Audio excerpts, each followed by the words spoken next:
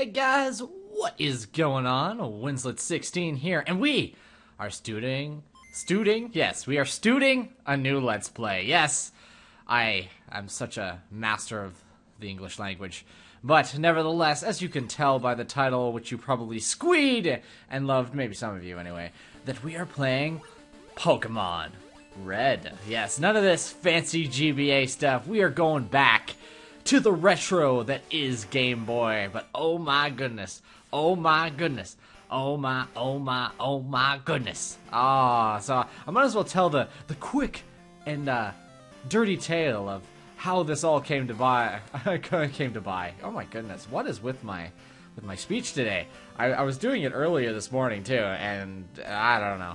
It's just something that happens. But the story behind this, of course, is the fact that while I was moving, because some of you know that I moved from my home with my parents into an apartment with Shally Plays, that I was searching through my stuff in my closet, and lo and behold, I found my Game Boy with Pokemon Fire Red in it, and oh boy, not Fire Red, just regular Red. What am I talking about? I got GBA on my mind because I was thinking about it earlier. But the only problem was that the batteries that were inside my Game Boy had exploded, and all the acid had gotten like all over the battery cartridge. So with quick thinking, Cassie got some peroxide and was able to clean it up to the point where it works perfectly fine. And of course, after playing it a little bit and getting the nostalgic feeling of playing on an original Game Boy with that yellow screen that looks like pee-pee, I just said, you know what, I gotta do it. I gotta plug this cartridge into my N64 transfer pack and play it on my N64 on Pokemon Stadium. And this is how this is being recorded. So without further ado, let us begin a new game of awesome. Hello there, welcome to the world of Pokemon. My name is Oak. People call me the Pokémon Prof. This world is inhabited by creatures called Pokémon. For some people, Pokémon are pets. Others use them for fights. Myself, I study Pokémon as a profession. First, what is your name? Well, due to the character limitation, can I put Winslet in there? I think I could actually put Winslet in there. Let's see. No, I can't put Winslet. I mean, I'd be missing a T, but that would be disrespectful to the awesome name. So you know what? I'm just gonna go with what you guys usually like to call me, which is CJ, which is the acronym for my other account. So that's cool. I'm okay with that. It'd be awesome if it was my actual name too, but sadly it is not. So your name is CJ. This is my grandson. He's been your rival since you were a baby. What was his name again? This has always been funny that he can never remember the names of anybody. He doesn't even remember your gender. He's like, oh, I study Pokemon, and they don't have genders until Generation 2. I guess that's why people say that he doesn't know what gender is, because in anything lower than Pokemon Gold and Silver, Pokemon didn't have gender back then, right? So he doesn't know what gender is. It's a running joke between me and my friends, and I thought that was kind of clever, but at the same time, I should probably shut up. I have absolutely no idea what to call him. I could name him after, like, my best friend Zero, but at the same time, Zero isn't a douchebag, and, you know, I feel kind of bad naming him Zero, so I think I'm gonna go with Gary. Just because that's, you know, the show called him Gary. And I mean, his actual name is Blue. I don't know, Japanese people. So we're just gonna go with what I remember from my childhood. Because I'll look at him and I'm gonna say Gary nonetheless. I remember, his name is Gary. CJ, your very own Pokemon legend is about to unfold. A world of dreams and adventures with Pokemon awaits. Let's go! Or, shall we say, let's play! Alright, so this is one of those things that a lot of games nowadays don't have, which is absolutely no proper cutscenes that introduce anything other than we're in the world of Pokemon. No, I don't want to deposit. I want to withdraw. Potion. Hopefully I won't have to use this against Gary, because that would be kind of terrible. But I sort of already got a team, like, sort of planned out, and I'm realizing that this is very, very bright. So, let's see if I can fix that. Let's see, turn that down. There we go. Yeah, there we go. That's perfect. I like that. Alright, let's continue. That's one of those things that I can do on the fly, since I'm screen capping right now. Right, all boys leave home someday. It said so on TV. Prof Oak next door is looking for you. Yeah, I know they can't say Professor Oak because of the limitations of the Game Boy, but it's still funny that they have to capitalize his name. But this is Gary's house. You can go talk to her sister if we want to, but there's no reason to talk to his sister right now. But one thing that I like to point out is, still yet, have we actually had a technical female rival in these games? I don't think so. I mean, I guess you could maybe say that the guy from Generation 2 kind of looks like a girl, but he's still a dude. And that's the whole thing. We never had a proper female rival that, like, I mean, May doesn't count, I don't think, because they're not the douchebag rival that we normally get. So I don't know. It's one of those things where you could throw that up and down, and talk about it for ages, but nevertheless. Yo, CJ, Gramps isn't around! Oh, Gary, you're going to be the most annoying thing since annoying, but you have one of the most awesome themes in video games. Hey, wait, don't go out! Ah, there's Professor Oak. It's unsafe. Wild Pokemon live in tall grass. You need your own Pokemon for your protection. I know. Here, come with me. One actually interesting thing to note, I don't know how many people live in Canada that watch my stuff, but do you remember a show called Video Arcade Top 10? I remember this thing where they were actually playing this game. They were playing it on Pokemon Stadium, like I am right now, and they were playing it up on the board. And the goal of that game, for people that don't know what Video Arcade Top 10 is you have to get the farthest or have the most collectibles by the end of a 25-minute time limit or something like that. I can't remember the full rules of it, but during that time, I think about 3 of the 4 kids were stuck in Pallet Town for the majority of the entire episode because they didn't know that they had to walk up into the grass. So they were going around trying to grab the Pokemon, trying to talk to people, and never ever tried to go up into the grass. And I mean, at that time I was like the same age as these kids. These kids were probably maybe about 12, maybe all the way up to maybe 14.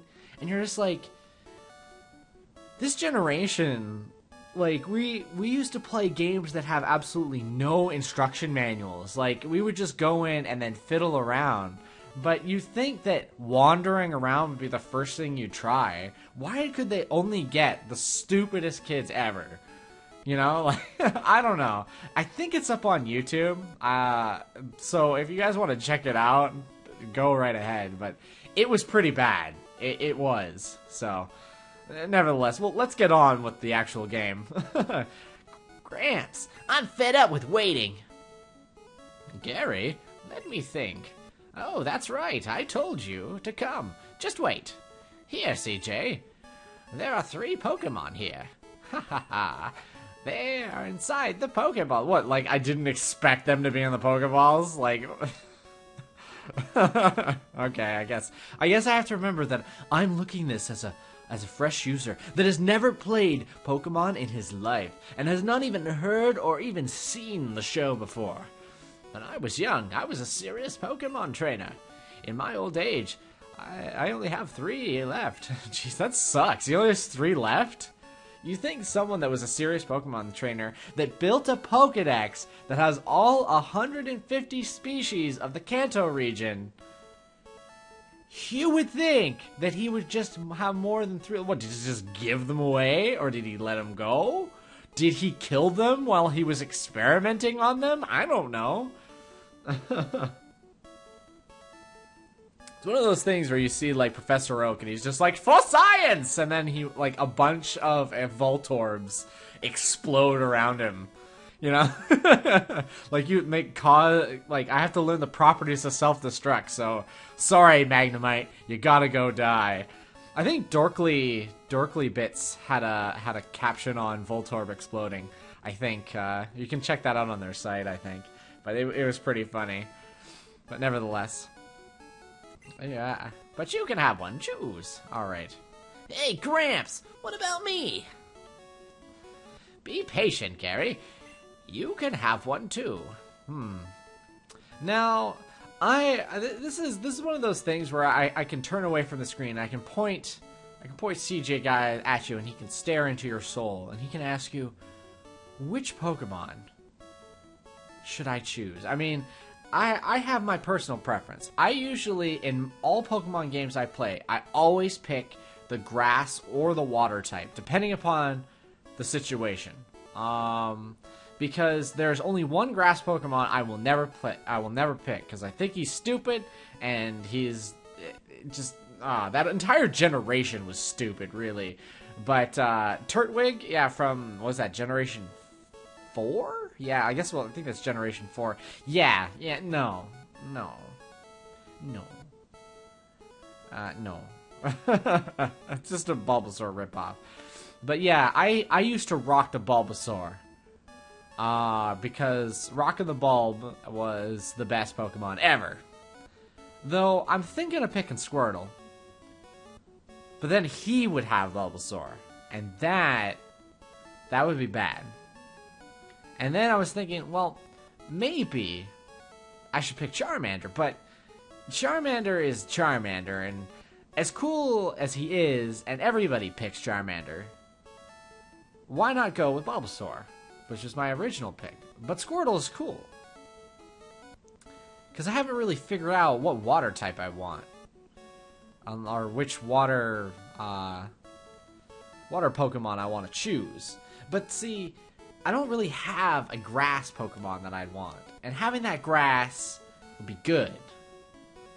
So, that grass seems like the most viable option. I should have put a lot more thought into this before starting to record. I mean, I could leave it up to you guys. But at the same time, that may hinder what I want to do and how I want to play. Because I already got 2 Pokemon that I want to raise. For sure. During these tough times of Pokemon famine. But, yeah. You know what? Yeah, let's do it. Let's go with Bulbasaur. This will make, of course, my life easier during the first couple of gym battles. But also, it's just a more logical decision, because I think I have a better water Pokemon in mind to use. So I think I will go with that. So, Bulbasaur, yes, I will take it. This Pokemon is really energetic. CJ received a Bulbasaur. Alright, do you want to give a nickname to Bulbasaur? Huh. That is a question. Yes? Let's see. What could we call Bulbasaur?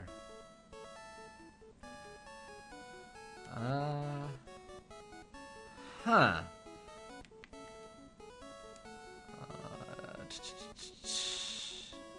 I wonder if this fits.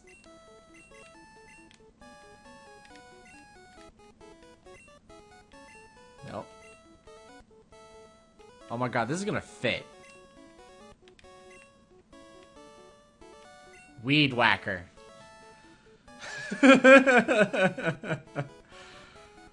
I kind of like it. I have to say, I kind of like it, but it's kind of stupid at the same time.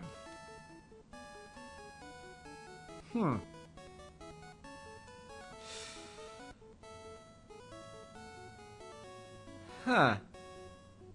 It seems sort of counterintuitive to call him Weed Whacker since he is a Bulbasaur. Huh.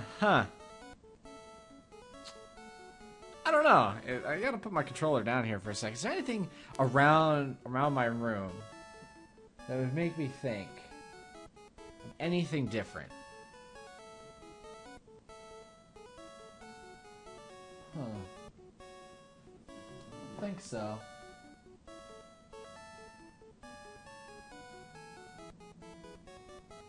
No, there's nothing else that pops into mind. So you know what? Let's go with Weed Whacker. I know it's sort of arbitrary. I kind of like it though. I kind of like it. I think I can grow to like it.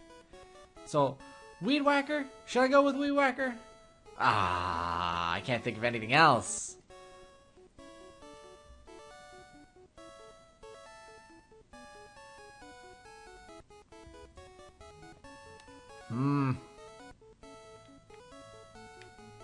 I can't think of anything.